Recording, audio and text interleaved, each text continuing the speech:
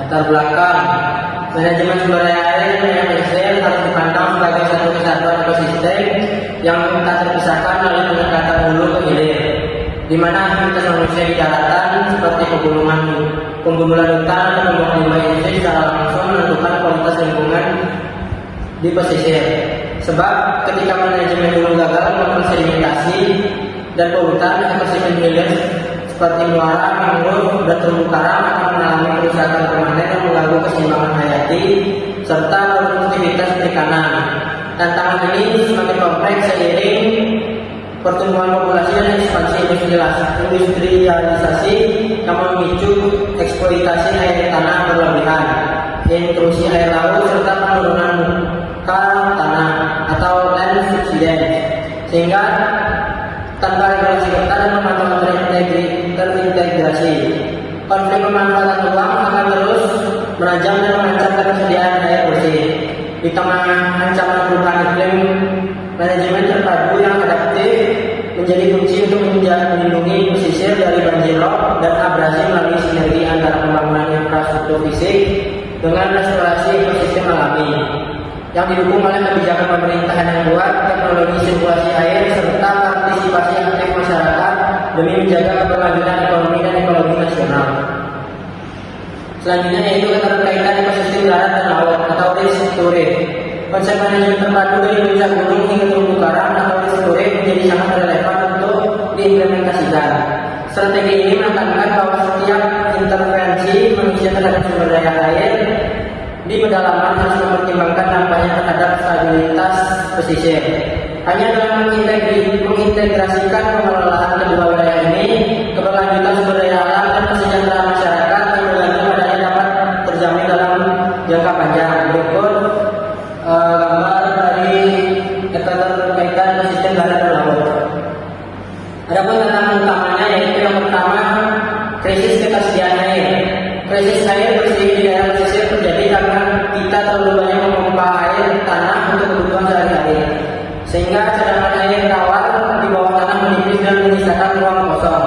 Ruang kosong ini kemudian dimasuki oleh air laut yang merembes ke daratan. Sebuah proses yang disebut intrusi, sehingga air sumur berubah menjadi asin dan tidak bisa lagi diminum. Jika kebiasaan itu terus berlanjut, tanah bisa perlahan amblas dan membuat kawasan permukiman lebih mudah banjir karena posisinya jadi lebih rendah dari permukaan laut. Yang kedua yaitu pencemaran.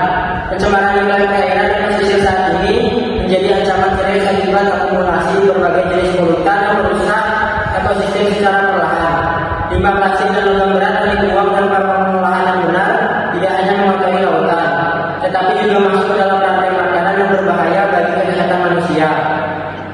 Di saat yang sama, aktivitas pembunuhan hutan di wilayah hulu menyebabkan tanah kehilangan pelindungnya, sehingga saat hujan turun tanah erosi dan terbawa ke sungai dalam bentuk sedimentasi atau endapan lumpur yang tebal. Lumpur ini kemudian menutupi terumbu karang dan padang lamun di pesisir, yang mengakibatkan kerusakan habitat laut serta hilangnya kejernihan air yang dibutuhkan oleh biota laut untuk bertahan hidup. Selanjutnya yaitu perubahan iklim. Perubahan iklim memicu kenaikan permukaan air laut yang menjadi ancaman nyata bagi keselamatan permukiman penduduk di sepanjang garis pantai. Fenomena ini menyebabkan banjir terjadi lebih sering dan jangkauannya semakin jauh ke daratan, yang tidak hanya merusak infrastruktur bangunan, tetapi juga mengancam hilangnya ruang hidup bagi jutaan orang. Selain dampak sosial, ekosistem mangrove yang berfungsi sebagai pelindung alami pantai juga terancam tenggelam jika kenaikan air laut terjadi lalu cepat melampaui kemampuan mangrove untuk beradaptasi atau berpindah ke lahan yang lebih tinggi. Tanpa adanya upaya mitigasi dan pelestarian mangrove yang serius, pesisir akan kehilangan benteng pertahanan terakhirnya terhadap abrasi, yang pada akhirnya memicu kerusakan lingkungan yang lebih luas dan kerugian ekonomi yang masif. Berikut merupakan tantangan dalam perubahan iklim. Selanjutnya yaitu strategi pengolahan terpadu. Yang pertama yaitu pengolahan daerah aliran sungai atau DAS. Pengolahan DAS merupakan langkah krusial dalam menjaga stabilitas air karena fungsi hulu yang berperan sebagai daerah resepan air bagi wilayah di bawahnya. Dengan mengatur penggunaan lahan secara ketat di wilayah hulu seperti membatasi pembangunan beton dan mempertahankan kawasan hutan,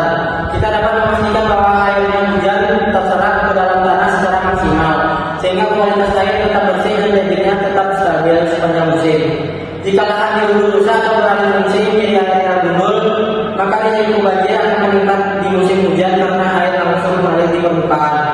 Sementara di musim kemarau terjadi kekeringan akibat hilangnya cadangan air tanah. Oleh karena itu, jaga kelestarian hulu bukan hanya soal lingkungan, melainkan upaya untuk menjamin ketersediaan air bagi seluruh masyarakat hingga ke hilir. Selanjutnya yaitu kebijakan ICZN atau Integrated Coastal Zone Management. Kebijakan ICZN atau manajemen wilayah pesisir terpadu merupakan kunci untuk menyelaraskan berbagai kepentingan yang seringkali berbenturan di kawasan pesisir. Melalui koordinasi yang erat antara instansi pemerintah, sektor swasta dan masyarakat lokal, kebijakan ini memastikan bahwa pengembangan satu sektor tidak merusak sektor lainnya, seperti menjaga agar aktivitas industri perikanan tetap berjalan beriringan dengan keindahan kawasan pariwisata. Dengan adanya kerjasama ini untuk memiliki kepentingan dapat dihindari sehingga pemanfaatan ruang pesisir menjadi lebih tertata, adil dan berkelanjutan. Intinya, ICZN hadir untuk memastikan bahwa seluruh pihak dapat mengambil manfaat ekonomi tanpa mengorbankan pelestarian lingkungan yang menjadi tumpuan hidup bersama. Selanjutnya yaitu analisis dampak dan solusi teknologi. Yang pertama yaitu pemanfaatan teknologi. Penggunaan sistem informasi geografis atau JIS menjadi instrumen yang sangat vital dalam memetakan kompleksitas wilayah pesisir secara visual dan terukur. Dengan teknologi ini pemerintah dan pengelola lingkungan dapat membuat pemetaan zona rawan banjir rob yang akurat berdasarkan data topografi dan kenaikan permukaan laut. Melalui visualisasi data spasial tersebut, pengambilan keputusan terkait perencanaan tata ruang dan pembangunan infrastruktur pelindung pantai dapat dilakukan secara lebih presisi sehingga risiko kerugian materi maupun korban jiwa akibat bencana pesisir dapat diminimalisir sejak dini. Yang kedua yaitu partisipasi masyarakat. Partisipasi masyarakat merupakan pilar utama yang menentukan keberhasilan atau kegagalan manajemen sumber daya air dan pesisir. Tanpa keterlibatan aktif dari warga lokal, kebijakan secanggih apapun dari pemerintah seringkali menemui jalan buntu karena tidak adanya rasa kepemilikan terhadap lingkungan sekitar. Melalui pendidikan lingkungan yang konsisten, masyarakat diajak untuk memahami bahwa tindakan sederhana seperti dia membuang sampah rumah tangga dan limbah plastik ke sungai memiliki dampak besar dalam mencegah penyumbatan aliran air dan polusi yang merusak ekosistem hilir.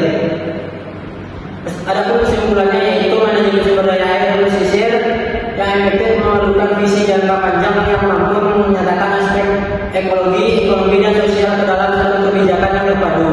Ketiga aspek ini saling bergantung di mana perlindungan alam atau ekologi yang menjamin ketersediaan sumber daya bagi penghidupan nelayan atau ekonomi, yang pada akhirnya menciptakan stabilitas dan kesejahteraan bagi warga pesisir atau sosial.